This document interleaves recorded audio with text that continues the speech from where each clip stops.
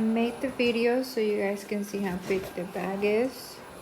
The fabric is very thick, very well made. Does not look cheap at all.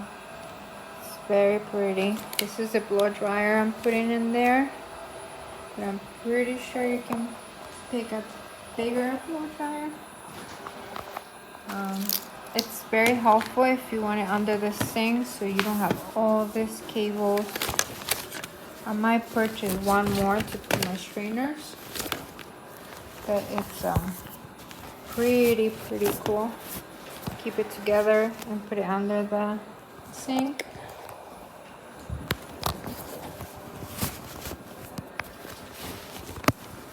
So my blow dryer size was pretty basic. I think you can put a bigger one if you wanted to, or you can put your strainers in there. Put all that and just put it in your closet or under the sink.